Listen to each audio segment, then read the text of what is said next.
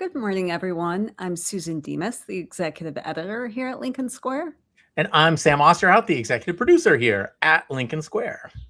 And welcome to the weekly assignment where Sam and I talk with you about what's coming up this week on Lincoln Square, the latest headlines, and what we can all do to fight back against authoritarianism.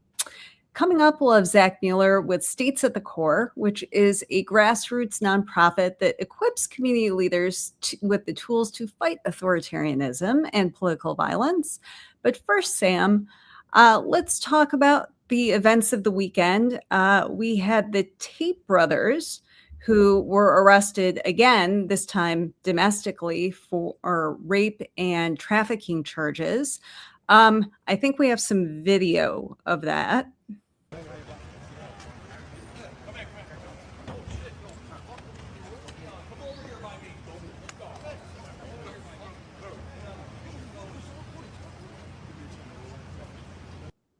So I don't know what that outfit was, and I'm not trying to be trivial, but I mean he looks like a lady in his 30s going to the club.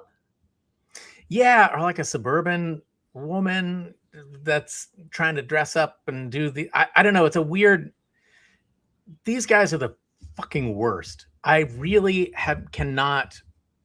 It's just, it makes me feel so hopeless to see men like this in the world. They just, everything about them is toxic and unapologetic. They are the sort of perfect distillation of what you get with somebody like Trump as president, the sort of cultural and social and political head of a party trickling down this. You get that, and they look like cartoon characters of themselves. And I can't say enough bad about these people. What was your take when this happened? Well, first of all, I was a little surprised because the Trump administration had lobbied to bring the Tate brothers back into the United States, even though, back in 2022, they were arrested in Romania on charges of human trafficking and rape. And there are also, warrants in the UK for them. Those were authorized back in 2024. So, I mean, to put a fine point on it, these are very bad people, which of course made them a fit for the Trump administration to lobby on their behalf. But given the fact that, they were kind of given safe harbor here, I was surprised to see that they would face, arrest here. I guess we'll have to wait and see. JD Vance, I know, is a huge fan. We'll see if there's some intervention from the Trump administration. But like when we talk about the Manosphere, I think, we talk about people like Joe Rogan and Theo Von, and that's part of it. This is like the extreme part of the Manosphere. This is the violent part, and this is the part that I'm sure you as the father of daughters, along with me, these are the people that give you nightmares. I think they are, not just because you're afraid that your own child or any woman would have to be up against them, but that the effect that they have on young men. Right. Like the influence that they have over, kids who are 10, 11, 12, these young boys who look at their little capri pants and their slipper shoes and see something that they aspire to, because it's also, the allegations that they're facing, they aren't necessarily distancing themselves from those allegations, right? It's per the brand. It's the brand. We can do whatever we want. Yes. And it may be against the law to do what we're doing to women, but we think it ought not to be, right? We think that it's morally justified because we are who we are and women are lesser than. That's the whole thing. Yeah. And so it's like, man, it bums me out so bad. And I wonder how people like JD Vance, and forget Trump, but how JD Vance or any of them at the top, especially the ones who consider themselves Christian, which I'll get to in a second, can say, oh yes, human trafficking, rape, sexual assault, all of that is great because they're speaking their truth, right? That's what it feels like. And with the Christian nationalist part, the Christian nationalists are the same people. Mm-hmm. They're just they just say it in a different way. Right. It is all about controlling women and male dominance. That's it. Right. Well, this is the Epstein administration, so this is part and parcel with that. And the unfortunate reality I think we need to deal with, and which I really makes me incensed, as a feminist, is the Tate brothers, the fact that Trump is president again. This is all part of the backlash to the Me Too movement. I mean, there were a lot of women who stood up courageously in politics, in Hollywood, regular everyday women who said enough. We face constant harassment, sexual assault in the workplace, and this should not be how we function in the 21st century. And unfortunately, this was viewed as a threat to many men in power. And a lot of young, impressionable men out there think that somehow by being abusive to women, that makes you more powerful. And that's a message that they're taking away every day with people like the Tates. And look, I think, the men who thought that Me Too was a threat to their power were right. It should have been. That was the point, because you can't gain power by assaulting women, right? Like that's the problem. It is actually a threat to their power because their power sucks. It is toxic and violent and in my opinion, unearned. They're, men, I think, of a certain ilk, especially that ilk, gain power through coercion and force. And the world that comes out of that kind of power is not a world that anybody ought to live in. It's not, it doesn't do anything except for those in power. I wonder about your take on, look, the Tate boys thought that they were invincible. They walked around, they had grapes fed to them, which is just the dumbest. All of them, they are the worst. They are the cartoon characters of themselves, right? Mm-hmm. So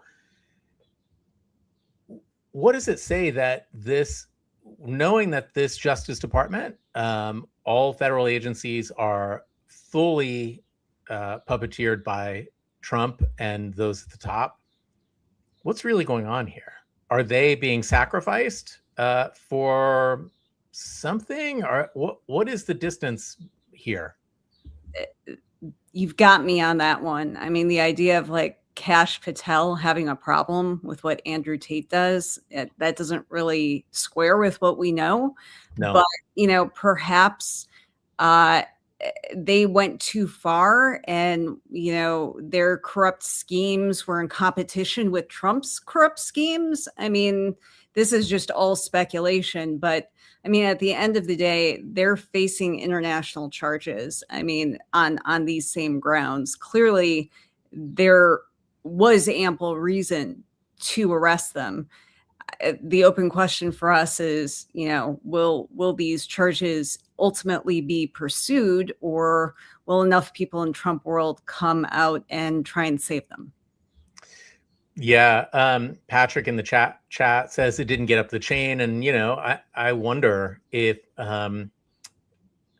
that's maybe a topic for another expert and another show. But if there is any independence at the lower levels of those agencies, if it didn't get up the chain, it did now. So Trump is in a spot where if he didn't actually authorize this or know about it, he's got to think long and hard about whether he pardons or, what his next move would be, because it would look terrible It would really look bad if that's what he did. Almost as bad as what we're looking at right now. Yeah.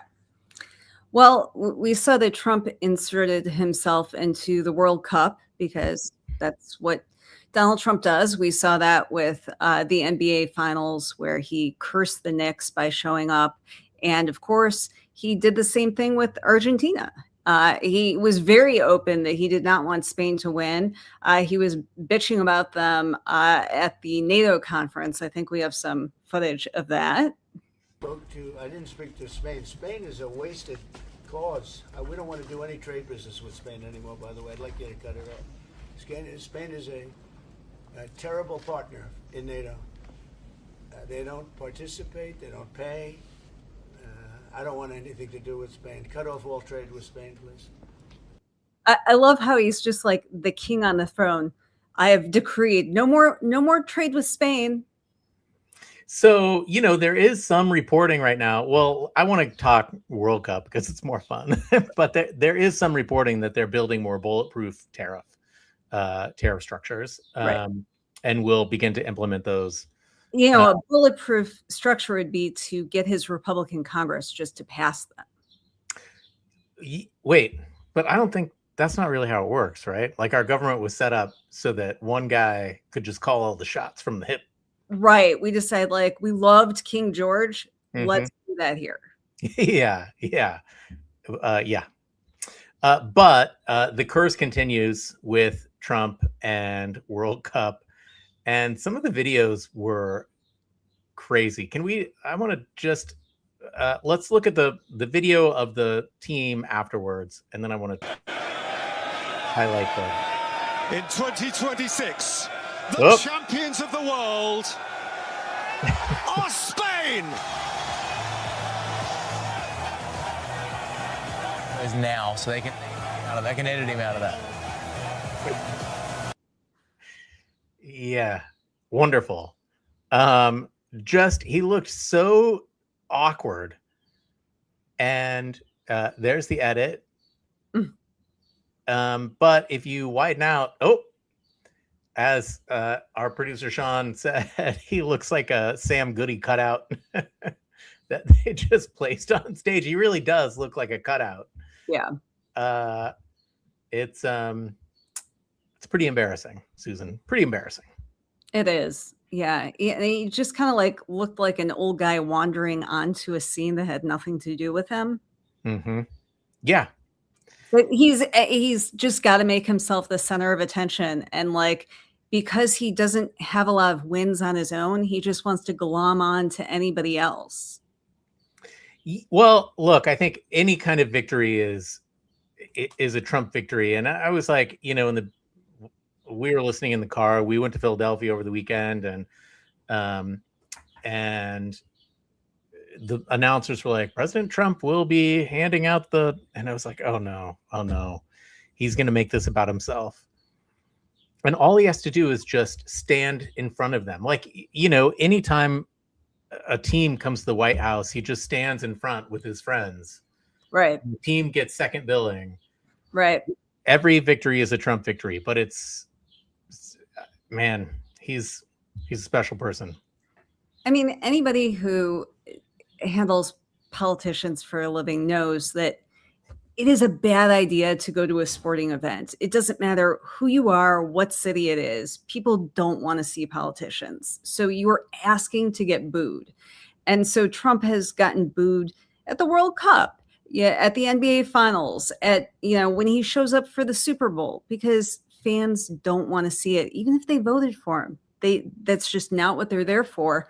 And I have to wonder, is it like that old Simpsons gag where he's being told by all of his, toadies around, no, they're saying boo earns. They're not booing you. Because he's got to hear it, right? I was saying boo earns. One of the best scenes of all Simpsons. Yeah, no, but here's the thing. I don't think he does.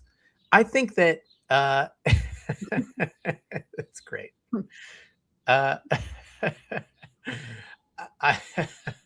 course, Sean has that locked and loaded and ready to go. But I think that when he hears booing, or when booing is around him, I think he genuinely, I think it goes into his ear and transforms into cheers. I think he always hears what he wants to hear. And this is why he's a terrible leader, a terrible diplomat. He can't negotiate anything because he only always hears what he wants to hear. And the people around him have figured that out, and they've gotten everything they've wanted. Well, why don't we go ahead and bring in our guest? It's Zac Mueller of States of the Core, and he will be here to talk with us a little bit more about some of the work that they've been doing on ICE and how we can most effectively fight back against the Trump administration. Zac, thanks so much for joining us. Thanks for having me. Yeah, well, can you tell us a little bit about your organization and what you do to help organize people? Yeah, so States at the Core is an organization that works with state, local community groups across the country who are trying to organize themselves to combat what we often call like authoritarian incursions.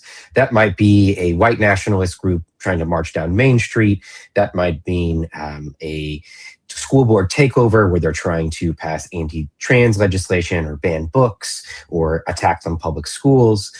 Or it might be about communities coming together to support and protect their neighbors as federal agents come in and indiscriminately pick up and take away their neighbors. And so we've been doing a number of public-facing trainings from across the country so neighbors and regular everyday Americans can think about how they can engage in the democratic process, how they can fight authoritarianism and also demand a more robust democracy. So these trainings are thinking about how do you organize neighbor to neighbor across the country to fight and protect your own neighborhood, your own community. Because oftentimes this authoritarian movement that we are up against, isn't just one man or one administration. It is lots of these different pieces that are showing up, from the Manosphere to Christian nationalists to attacks on public schools. And so we think some of the best ability to combat where authoritarianism shows up in your community is at the community level, right? Is your neighborhood, your community really well. And it's actually upon all of us to engage in that process. So a lot of what we do at STAC is help community members, others who believe in democracy, build those skills up to improve and protect their neighbors in their communities. Yeah, I'm curious. I mean, I love this so much, Zac. And I lived in Minneapolis for years, and I still have a lot of friends in Minneapolis. And I talked to them during the siege, and I was struck by how incredible they were at building community. And Smitten Kitten down in was it Smitten Kitten? The sex shop downtown that provided goods and services for the community members and my friends taking meals to their neighbors. I'm wondering if this is a common project, and common projects tend to bring people together, right? Yeah. I wonder if you see a future sort of I don't know what you'd call it, a movement. Once ICE is gone, if this is just the thing that sparks this kind of movement going forward. Yeah, no, I think there is something really there. And, doing work in Chicago and in Minneapolis and other places where we've seen surges, where we've seen this ICE activity and neighbors have come together, there's really something that's happening after that, like after ICE leaves, or even in that process of this kind of neighborliness of, I think we're in this moment where we are looking for this kind of larger connection with our community about saying, hey, actually, let's get to know each other. Like, let's actually improve our community together. And there is something there. It's new, it's still an ember there. But I think American history shows that actually it's the point of where authoritarianism is the sharpest, whether that been Jim Crow in the South and et cetera, where as folks come to resist that form of authoritarianism, they're building a more robust democracy, to expand democracy to more Americans, to have more access to it. And I think we're seeing that here. And unfortunately, I think over the last several decades, our democracy muscles have atrophied. Right? We haven't gone to the democracy gym. We haven't put in those reps and got those democracy gains. And so a lot of this neighbor-to-neighbor organizing is coming together in meetings to figure out, how do we talk to one another? How do we disagree? How do we make decisions? How do we come together and do things and talk about our community together? And that's hard. It's not easy, right? But some of that kind of civic participation, I think, is really important. About all across the country, we are seeing this. And I'm very fortunate to have the opportunity to talk to these kind of community defense groups or networks. It's kind of generally what folks are calling them, but they got lots of different names. But it is neighbor-to-neighbor organizing all across the country, from rural communities to urban dense centers, where there is something happening here where folks understand that there's a real threat to our rights and freedoms for all of us. And folks are coming together, kind of stretching those democracy muscles together. And I think you're right, Sam, that there is something here that, even beyond the immediate threat of ICE targeting our neighbors, there is something here about saying, actually, what is the democracy we want? How do we actually engage in a process of which that this system responds to the needs and concerns that we all feel in real and meaningful ways, so that Congress actually works for working people to solve big problems, right? It's there, it's a system that exists, but it has been malfunctioning for a while. And I think folks are starting to see that. And I think this is a real opportunity for regular, everyday Americans to kind of get engaged in that process for themselves. I know that Stack has a really interesting article out on Substack about the new ICE surge, and where you characterize it as being less visible, but still deadly violent. And of course, over the last couple of weeks, we've gotten a look at some of this violence up close and personal, both in Houston and in Maine, where there have been some very public killings. But it seems like one of the lessons that ICE learned from the huge backlash to what they did in Minneapolis was to not make as many headlines, but still enact their very violent agenda. And I think we have a clip to that end with Mark Wayne Mullen, the new DHS secretary. Elections, but just first, since you mentioned turning down the temperature, what assurances can you give Americans that ICE officers will face consequences if they violate the DHS's use of force policy? And who will make that determination? And can you commit now to making that determination public? Let me clarify. When I say turn down the temperature, when I turn down the temperature with you guys, we're turning up the heat on the streets. We're out there working harder than we ever have because we've empowered our law enforcement to do their job. What I'm trying to do is remove us from the headlines every single day. But everybody will be held accountable. I don't pick and choose which laws I'm going to enforce. I enforce our nation's laws. That means I'll enforce it with our own agency, and I'll enforce it with the criminals on the streets. That's my assurance. Yes. How can we best understand this latest assault from ICE? What is really going on in different cities? What's their approach? Yeah, I mean, I think we've been trying to call this a little bit of like a shadow surge, right? If we think about like the end of last year, like in Chicago and then in Minneapolis, there was a loud, aggressive surge where Gregory Belvino would go into a city and he would put it on he would intentionally try to get headlines to splash it out, to say, we're coming here, we're going to do overwhelming force to round up a set of neighbors and have forces on the streets. And I think the kind of neighbor-to-neighbor organizing, right, forced the administration to change their tactics because they exposed the deep unpopularity with these ideas. And I think the one thing I did agree with Mark Wayne on that is that everyone should be held accountable. And I think that is for every ICE agent, everybody who's making decisions at the highest levels of this horrific policy that is causing deadly violence on a regular basis. And so I think when we think about this shadow surge, I think there is a couple different components that we think are really important here. One is the kind of increased ICE activity for the billions of dollars in getting more agents on the streets, which is that it's a subversion of due process because they don't want to go and knock on folks' homes because people understand that they're rights and that you need a warrant to enter somebody's home.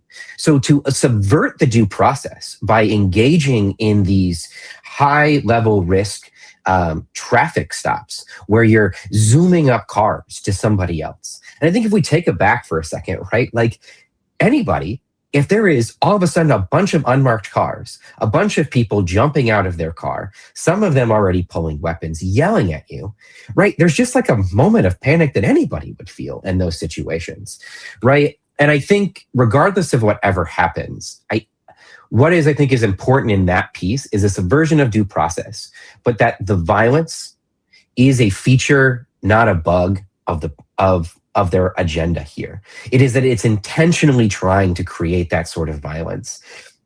But I also think beyond just the ICE surges and the subversion of due process here, we're seeing the rise of what these 287G agreements, which is the fancy term for the agreement you can make with local police, so that local police are actually engaging in this ICE activity, creating a kind of a show me your papers agenda across the country.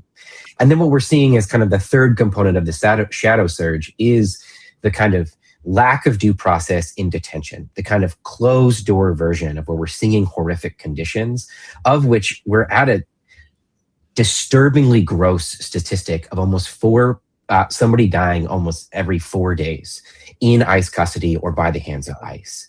And that is kind of like underneath the current.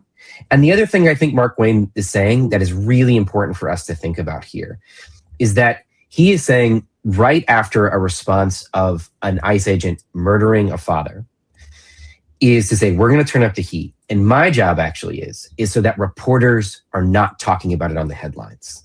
Like when he is saying that we want to avoid headlines, right, is what he's saying is like we want to avoid public scrutiny. We want to be able to do whatever we want without consequences. We want to be able to shoot and kill neighbors, round them up without accountability. And we want you, the press, not to cover it. Like that's the point, not actually. And that is like an undermining of like the basic functions of a healthy functioning democracy, which is public scrutiny to the government's policies and choices. So I want to kind of go back to the first surge, which seemed to be made for TV, right? And I wonder if you think it was a miscalculation on their part. It for sure certainly was, because everyone was like, what is happening here? Yeah. But I wonder if you think the administration and ICE thought that Americans would rejoice in this kind of spectacle, if they, or if it was intended to cow the rest of us into some sort of silence that just didn't happen. Yeah, I think it's actually a little bit of column A and column B. I think it's a little bit of both of those things. It's no surprise to me that folks inside the administration, people like Stephen Miller, were out way over their skis, thinking that their harsh rhetoric, when it turned from rhetoric to policy, would be supported by the American people.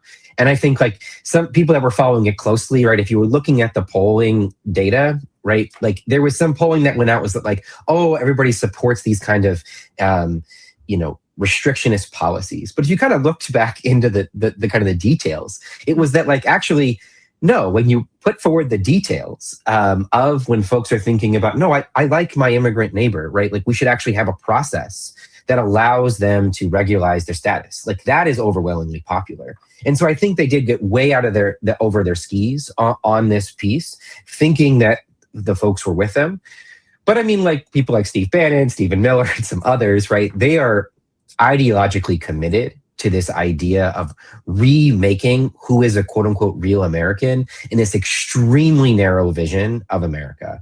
And so I think the other part of that, right, is this kind of advance of the authoritarian agenda metered out upon our immigrant neighbors so that they can kind of normalize this process of putting aggressive troops in the streets, rolling back rights and freedoms, right? Creating that bit to discipline part of the American people. So I think it was, yes, a bit of a miscalculation, but also a trying to seize the moment to advance their authoritarian agenda. And I think any time that they continue to do this, whether it's about ICE or whether it's around the elections, when they are trying to advance their authoritarian agenda further, there's an opportunity for regular Americans to organize, to call it out and say, this is not actually what we want. And I think that is what happened, right? If regular neighbors, right, I'm like, you know, I saw this on the streets of Minneapolis, right? It was just that like people would run out in their bunny slippers, like on the regular basis, caring about their neighbors, right? Folks who have maybe never voted in their life or like definitely not involved in politics, barely reading the news, right? But they thought about their community and were engaged, right? And I think that sort of response is the response that's always necessary to push back these authoritarian gains and these move forward to really catch them way out over their skis, right? That's part of our work in a democracy, is to do that as well.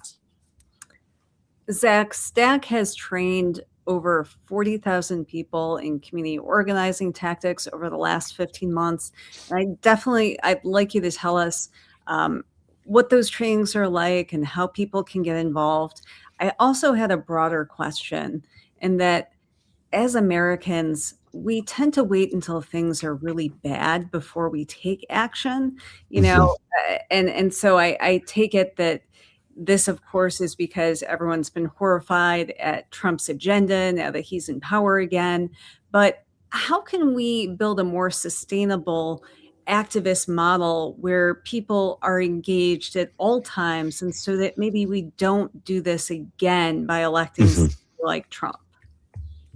Yeah, so I'll take your second question first, then kind of go back, talk about the training, because I think they are related, right? And so I think this is a bit of what, Sam, you were mentioning as well, too, which is that there's this moment of which that there is an opportunity to build a movement, right? And I think democracy is not a spectator sport.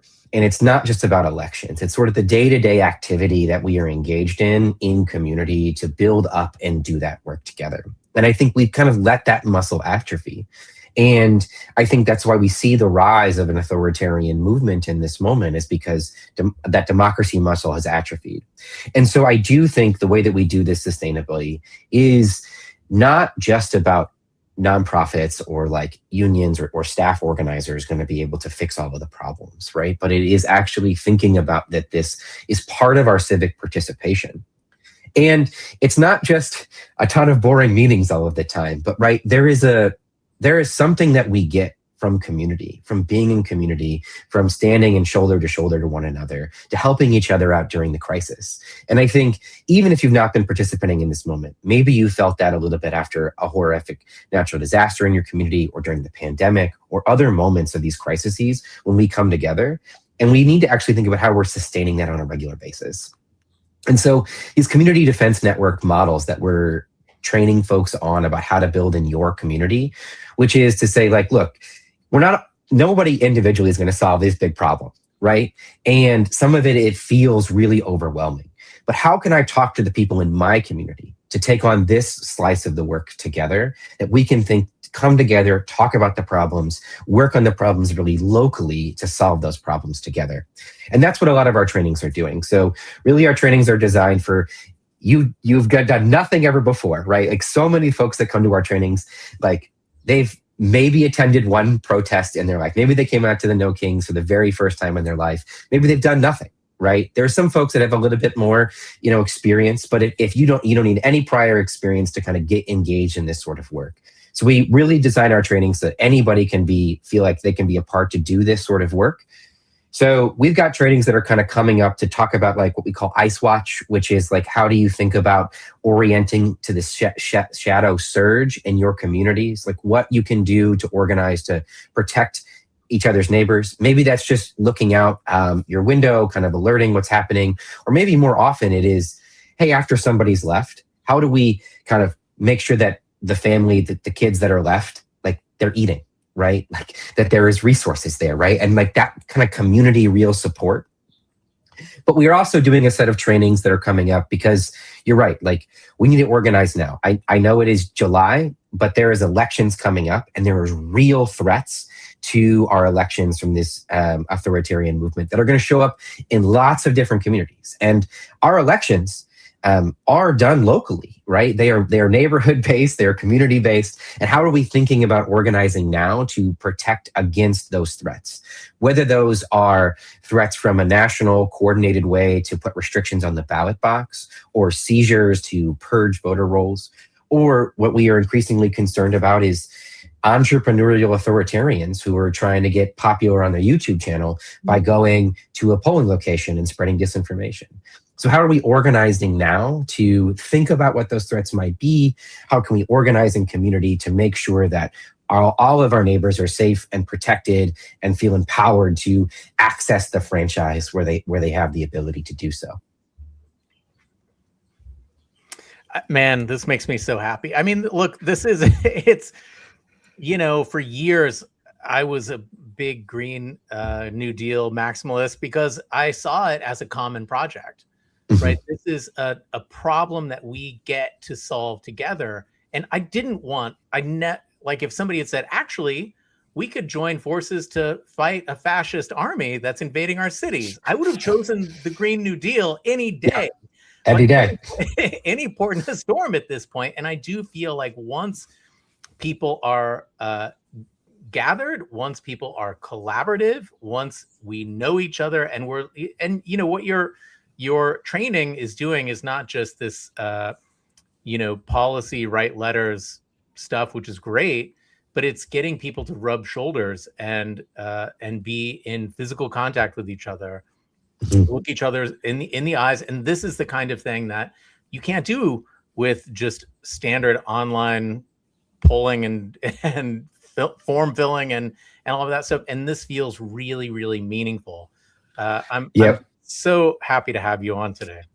Well, thanks for having me. And I think the thing that we like, there's like two mantras that we always say in our training, which is like, get started now, right? Like, there isn't somebody coming to save us in our communities, right? There isn't somebody who's going to come in, dump a bunch of money and fix our democracy and do it for us, right? Like, folks are smart and creative, and I've seen that over and over again, right? We can get started now to do that. We're going to make mistakes, but I think part of doing the work is doing the practice, building up those muscles.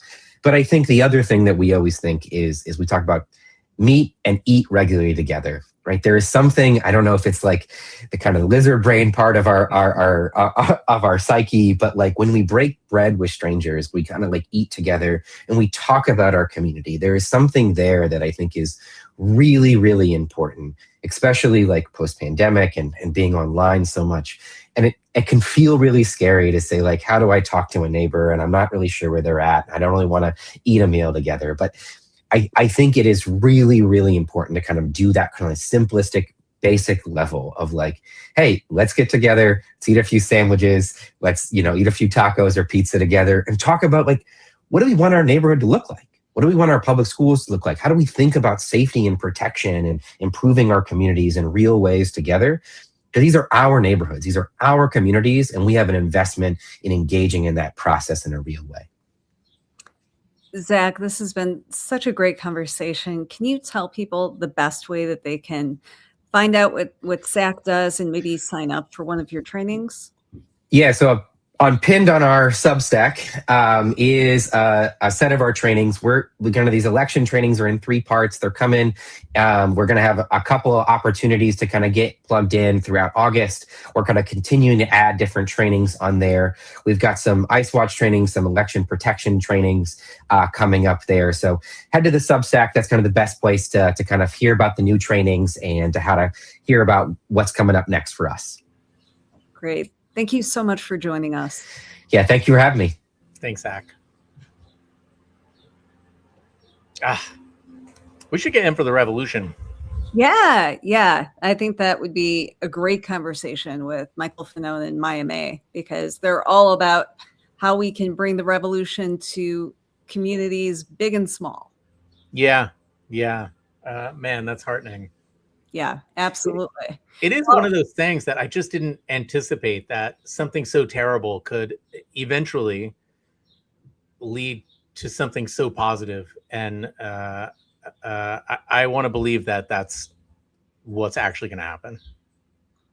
Yeah. I mean, we can't give up hope. That's one thing that we know. And we know from all of you in the chat. I mean, you guys are the ones who give us hope a lot of the time. And you make us laugh and you have really great ideas. But, the fact that when you're feeling really alone, we can look down at your comments and see like, oh, this is what's going on in your community. And, this is your perspective.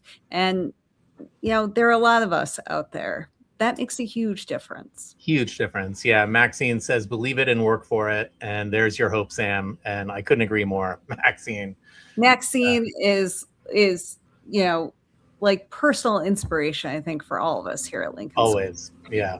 And so many of you who will take time out of your day to join us. I mean, we know that you have so much to do. The fact that you're willing to be here means the world to us. Yeah. This is that community. And in some ways, we always, Susan and I always talk about doing live events, and that will be at some point we will do live events, but it does feel like, I'm always reading the chat. It feels like in some ways we're rubbing shoulders here with all you folks. Yeah. I feel like I know to meet everybody face to face. I mean, that's the dream.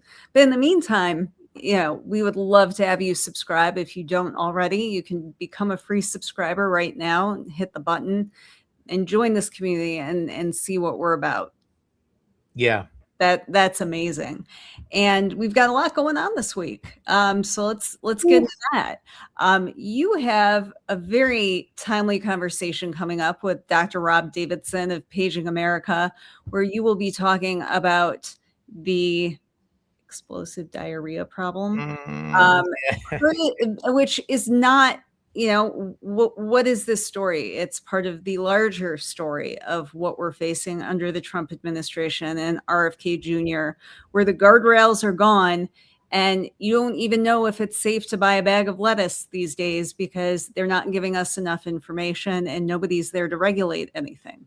I think that, they seem to have dialed in the source of this diarrhea, and everyone on Blue Sky is coming to the defense of Taco Bell, strangely, which was not on my 2026 bingo card. But they've been more responsible than the Trump administration. They actually 1,000%. And this is the thing. Look, these bugs happen, these little bacteria and all this stuff happens all the time because we have a huge, massive industrial food system, and it's not so clean, and it is all the things and whatever. Usually our government has been able to identify the source very quickly. This went on for a very too long, right? This was a wild adventure in which Taco Bell took a leading role. It reminded me of, this is a weird connection, but Katrina in G.W. Bush, when everyone was so happy to see the Walmart trucks coming in with water. And it was like, why should we rely on Walmart to save us? This is bananas. Yeah. So we're now relying on Taco Bell to save us because our government is incapable. You're welcome. Yeah. And, I understand that it's been a popular position for a long time to say government doesn't work, but it takes people who really hate government, put in the worst loyalists who have no idea how to do their jobs, and actively try and dismantle government with Doge to really highlight the fact that, hey, a lot of things could work better, but when you have people who really hate government and don't know how to do their jobs, it does make a difference, down to the fact that we're all getting sick eating salad. Yes. And, it's the same people who say education doesn't work, so we should defund it. Right. And then I will show you exactly how bad it works. Yeah. Right. It's all of that. That, by the way, I'll be on with Dr. Rob in about 15 minutes. So if you guys, I was going to say you can eat lunch and watch it, but you might not. You might want to wait for lunch. Yeah, probably, given the conversation. Yeah. We're going to have another health expert, Dr. Vin Gupta, who is NBC's health analyst. He'll be on with Frank Figluzzi on Wednesday, which will be a big day for us. So that should be a great conversation. And Stephen Beschloss on 6 Questions. We'll have Miles Taylor, who left the Trump administration during the first time Trump was in office and has emerged as a huge critic and also a target. So I'm very curious what Stephen's questions for him will be. Yeah. I love that show. By the way, Frank and Stephen, we really have a good lineup. We do. Security, we got Bobby with global politics and military intrigue, and Stephen is this sort of, he's like the professor, man, such good stuff. Your show with on the media is just incredible. Oh, thank you. Yeah, I'm really looking forward to having Eric Michael Garcia from The Guardian join me this week on First Draft. He covers politics and is great to follow on Blue Sky if you don't. He's a great read on everything going on with elections in the White House. So, and he's been on with Edwin before. So that should be a good conversation. And on Thursday, another great journalist, Aaron Rupar from Public Notice, will be on History of the Present with Brian Datesman. Yeah, another great show. Yeah, and more to come. So be sure to check back for our calendar. And you've probably also seen we're trying to do more promos where we let you know what our full lineup is for the day to make things easier for you and your schedule. So give us some feedback if you like that or what you'd like to see so we can make things easier for you to find all of your favorite shows and maybe discover some new ones. Yeah. And guys, post comments. Like, this discussion extends beyond these live shows. I love getting your comments. I actually learn a lot, and sometimes you add links. It's great. Keep doing it. Absolutely. And I mean, there is so much going on, and it's so helpful for us to know what are some of the topics that you want to see pursued, because especially like when Sam and I are coming back after a weekend for this show, we could talk about 100 different things. Oh my and God. So we definitely want to hear from you. And, what are some stories you think that we need to be covering that maybe you haven't seen as much on Lincoln Square? We want to hear from you for sure. Yeah. Yeah. Well, your weekly assignment is the same one that we've had because Todd Blanche is up for confirmation. Apparently, he convinced some people in the Senate with his little dog and pony show last week. But of course, Todd Blanche sat up there, and when he was asked about his relationship to Donald Trump, he said, "I'm his lawyer." And he is actually the acting Attorney General of the United States, and he is supposed to be representing the country, not the president. But that was rather Freudian, and that is exactly why he has no business being the Attorney General of the United States.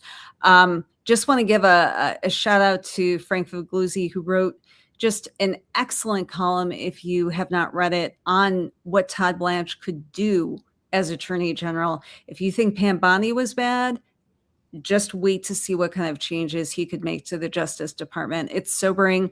And Frank, as a longtime member of DOJ, knows exactly what this guy can do from the inside. So read that. And if you've not contacted your senator, do so. Tell them to vote no on Todd Blanche. What a week. What a week. What a week. Well, it's so much for the summer doldrums, right? I don't think we get that anymore. No, not with wildfire smoke and explosive salad and no, nothing is quiet anymore. No. But thanks to all of you for joining us. And Sam, as always, thanks for being here. Thanks, Susan. See you next time.